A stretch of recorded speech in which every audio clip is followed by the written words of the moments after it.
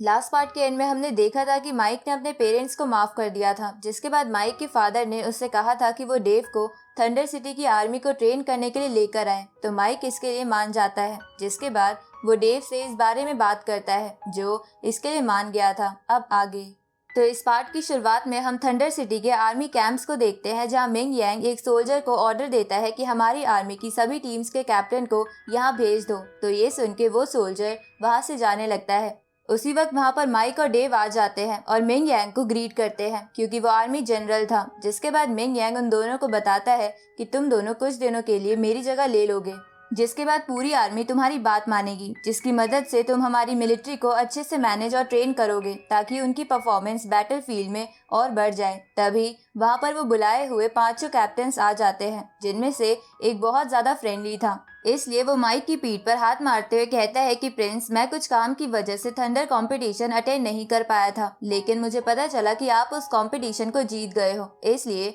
मैं चाहूंगा कि आप मेरे साथ भी एक मुकाबला करो।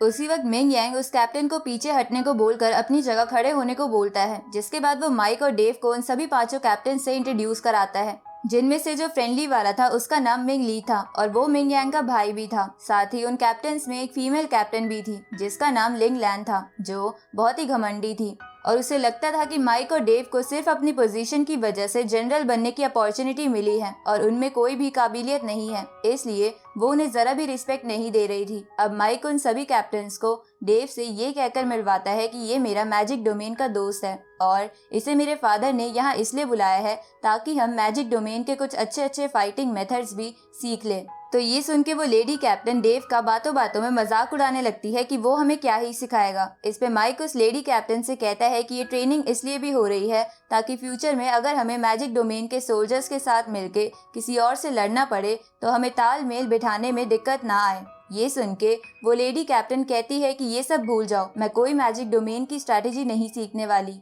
पर डेव इस पे कुछ नहीं बोलता। तो मिंग यांग डेव से पूछता है कि तुम्हें सोल्जर्स को ट्रेन करना आता तो है ना, लेकिन इसके लिए डेव मना कर देता है, जिसे सुन के मिंग यांग थोड़ा हैरान हो जाता है। पर तभी डेव कहता है कि मैं सोल्जर्स को सिखाता नहीं बल्कि उन्हें ऑर्डर्स देता हूँ और वो मेरे ऑर्डर्स को फॉलो करते करते खुद सीख जाते हैं। ये सुन के मिंग यांग हंसते हुए कहता है कि हमारे सोल्जर्स सिर्फ स्ट्रॉन्ग लोगों की बात सुनते हैं और हमारे सभी कैप्टन्स बहुत ताकतवर हैं और उनकी अपनी अपनी खासियत भी है, जिनकी वजह से वो कैप्टन्स बने हैं। इसलिए क्यों ना हम तुम्हारी काबिलियत देखने के लिए एक मुकाबला करें, जिसमें तुम अपनी टीम के साथ एक दूसरी टीम से लड़ोगे और दोनों टीम में 100-100 सोल्जर्स होंगे। तो ये सुन के वो सभी कैप्टन्स बहुत खुश होने लगते हैं, क्योंकि उन्हें लग रहा था कि वो सब मिलके डेव को बहुत पीटेंगे।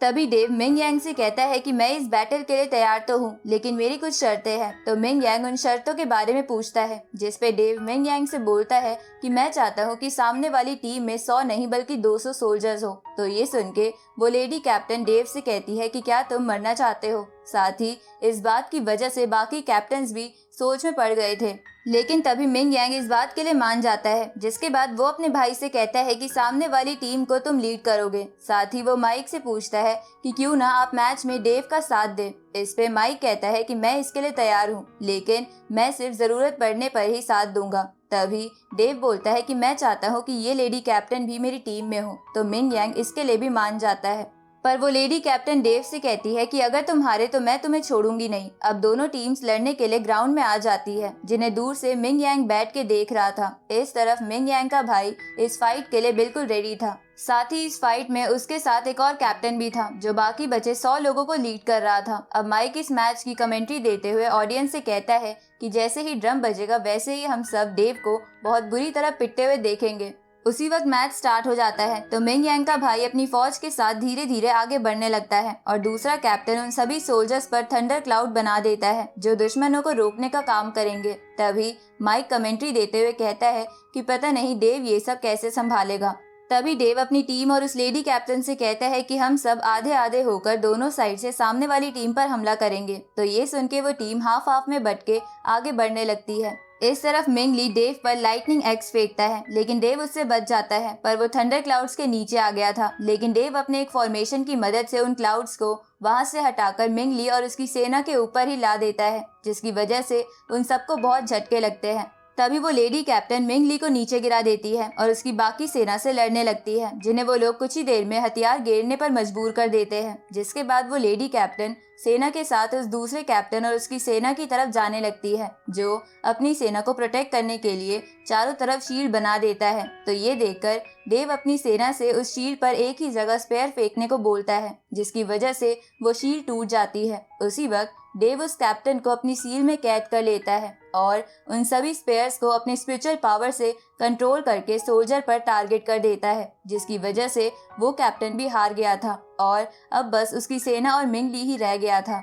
तभी मिंग यांग भी अपने भाई का साथ देने के लिए बैटल में आ जाता है। उसी वक्त वो लेडी कैप्टन उस बची हुई सेना को चारों तरफ से घेर लेती है। तभी मिंग यांग और मिंग ली डेव की ओर तेजी से भागते हुए आते हैं, तो माइक उन दोनों को रोकने लगता है, पर वो दोनों माइक के बैरियर से बच जाते हैं। लेकिन असल में माइक बस उन दोनों को रोकने का नाटक कर रहा था, क्योंकि वो डेव को पिटता देखना चाहता था। अब मिंग यांग और मिंग ली डेव की तरफ तेजी से बढ़ने लगते हैं, पर डेव शील्ड बना के उन दोनों का अटैक रोक लेता है और कई स्लैश अटैक करके उन्हें थोड़ा घायल करने के बाद चारों तरफ से अपने क्लोन्स की मदद से घेर लेता है, जिसकी वजह से ये कंपटीशन डेव जीत जाता है। तो ये देखकर मिंग यांग डेव की तारीफ करने लगता है। साथ ही वो लेडी कैप्टन भी अपने रूड बिहेवियर के लिए डेव से माफी मांगती है। तो डेव उनसे कहता है कि आप सभी बहुत हाई पोजीशन पर हो, इसलिए आपको ये सब करने की जरूरत नहीं है। आगे माइक और डेव मार्केट में आ जाते हैं, जहां माइक एक मीट की दुकान देखकर कहता है कि क्यों ना हम यहाँ बैठकर स्टीम मीट खाएं।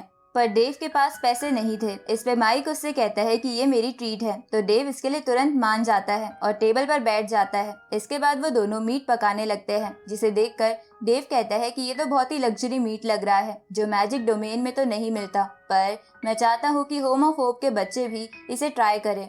इस पे माइक उससे कहता है कि तुम चिंता मत करो, यहाँ बहुत मीट है, तुम इसे पैक करवा के वहाँ ले जाना। तभी उन दोनों की ड्रिंक्स भी आ जाती है, जो डेव को बहुत अच्छी लगती है। उसी वक्त आसमान पूरा पर्पल हो जाता है, क्योंकि वहाँ डीमंस आ गए थे। तो ये देखकर माइक कहता है कि मुझे लगता है ये पियरलेस बीड लेने आए हैं। इस पे डेव एग्री करते हुए कहता है कि अब हमें यहाँ रुकना चाहिए या नहीं। ये सुन के माइक डेव से कहता है कि अगर हम यहाँ से चले गए तो थंडर सिटी के लोगों का क्या होगा। ऊपर से मेरे पेरेंट्स भी बहुत समय बाद मेरे पास वापस आए हैं, जिन्हें मैं नहीं खोना चाहता। तो डेव माइक से कहता है कि तो ठीक है, मैं तुम्हारा इस फाइट में साथ दूंगा।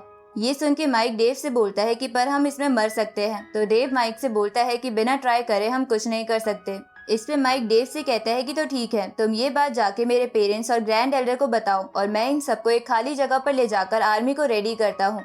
इसके बाद वो अपनी अपनी जगह निकल जाते हैं। थोड़ी देर बाद पांचों कैप्टन्स, उनकी आर्मी और मिंग यांग एक जगह इकट्ठा हो जाते हैं, जिनके साथ माइक भी था। तभी माइक उस पूरी आर्मी को मोटिवेट करते हुए कहता है कि हम थंडर सिटी की लाइन ऑफ डिफेंस है, इसलिए हम मरते दम तक अपने लोगों को प्रोटेक्ट करेंगे। तो ये स्पीच सुन के वो सभी मोटिवेट हो जाते हैं। तभी जिस डीमन ने माइक के पेरेंट्स को पहले मारा था, वो माइक से कहती है कि हमें पियरलेस बीट दे दो, क्योंकि तुम्हारे पास और कोई चॉइस नहीं है। इस पे माइक उस पे अटैक करते हुए उससे कहता है कि अगर मैंने तुम्हें वो दे दिया तो मेरे प्रिंस होने का कोई वजूद नहीं रह जाएगा। उसी वक्त वो डीमन माइक के अटैक को डिस्ट्रॉय कर देती है। तभी उन क्लाउड्स में छुपा उन डीमंस का लीडर उस लेडी डीमन से कहता है कि ये सब बकवास बंद करके अपना जल्दी काम निपटाओ। इसके बाद वो डीमन लीडर अपनी ग्रेविटेशनल फोर्स की मदद से पूरी आर्मी और माइक को घुटनों पे ले आता है, लेकिन माइक फिर से खड़ा होकर अपनी आर्मी को प्रोटेक्ट करने की कोशिश करने लगता है। तभी वहाँ डेव भी आके माइक की मदद करने लगता है। उसी वक्त वहाँ थंडर सिटी के सभी एल्डर्स, ग्रैंड एल्डर और माइक के पेरेंट्स आ जाते हैं, जो पूरी सिटी को कवर कर लेते हैं। और इसी के साथ ये पार्ट यहीं पर खत्म होता है।